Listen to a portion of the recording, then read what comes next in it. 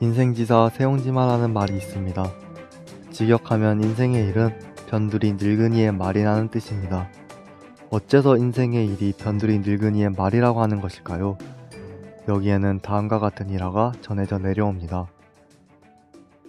옛날 어느 시골 마을에 한 노인이 살았습니다. 하루는 노인이 아끼는 말 한 필이 온데간데 없이 사라져 버렸습니다. 여느 사람이라면 발을 동동 구르며 사방팔방 말을 찾으려 뛰어다녔을 법도 한데 노인은 달랐습니다. 아무렇지 않은 듯 묵묵하게 자기 할 일을 하는 게 아니겠습니까? 그리고 얼마나 시간이 흘렀을까요? 노인의 집 밖에서 말 울음소리가 들렸습니다. 히히힝 히히힝. 노인이 바깥으로 나가보니 사라졌던 말이 어린 망아지를 데리고 문 앞에 와 있었습니다.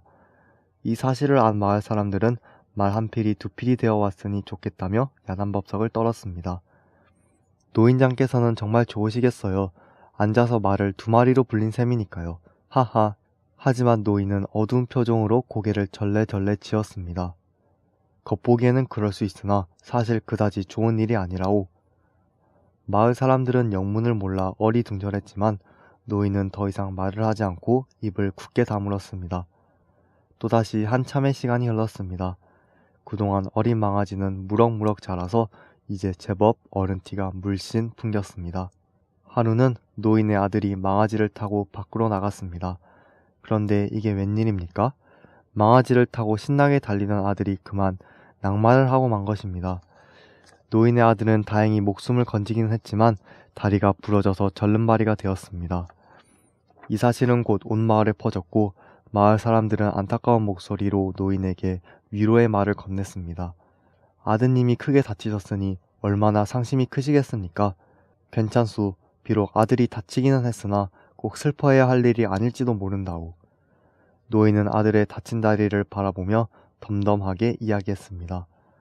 마을 사람들은 노인의 덤덤한 태도를 도무지 이해할 수 없다며 고개를 갸웃거렸습니다. 그런 일이 있고 나서 1년쯤 지났을 때였습니다.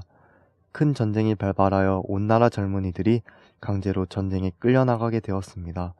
노인의 마을도 마찬가지였죠. 느닷없이 장성한 아들들을 전쟁터로 빼앗기게 된 부모들은 하늘이 무너져라 오열했습니다. 오로지 노인네만이 예외였죠. 노인의 아들은 이미 다리를 다쳐 걸을 수 없었기에 강제 징집 대상에서 빠졌고 그 덕분에 전쟁의 화마를 피할 수 있었던 것입니다. 이제 인생지사 세옹지마의 뜻을 이해할 수 있을 것입니다. 사람이 살아가다 보면 온갖 일이 변화무쌍하게 일어납니다. 그러므로 인생의 기륭하복을 예측할 수 없습니다. 당장에는 호재로 보여도 상상을 초월하는 파국으로 치달을 수 있고 그 반대일 수도 있기 때문이죠. 따라서 호재든 위기든 항상 유연하게 대처하며 나쁜 결과를 최소화하고 좋은 결과를 최대한 이끌어내는 노력이 필요합니다. 특히 사람은 좋은 일보다 나쁜 일을 겪을 때 마음이 무너지기 쉽습니다. 그러므로 나쁜 일이 생길수록 당장 눈앞의 위기에 절망하고 체념하기보다는 더 멀리 내다보며 스스로를 다독이고 긍정적인 마음가짐이 필요합니다. 그래야 위기를 극복하고 새로운 기회를 포착하여 희망과 진보의 미래로 나아갈 수 있기 때문입니다. 영국의 전 수상 윈스턴 처칠도 이렇게 말한 바 있습니다. 비관주의자는 모든 기회에서 위험을 보고 낙관주의자는 모든 위기에서 기회를 본다. 역사상 위대한 기업가들은 모두 낙관론자였습니다. 아무리 힘들고 어려운 고난과 위기가 닥치더라도 낙관과 의지로 돌파했고 끝내는 혁신을 이루어냈던 것입니다. 시장경제의 중심, 자유기업원.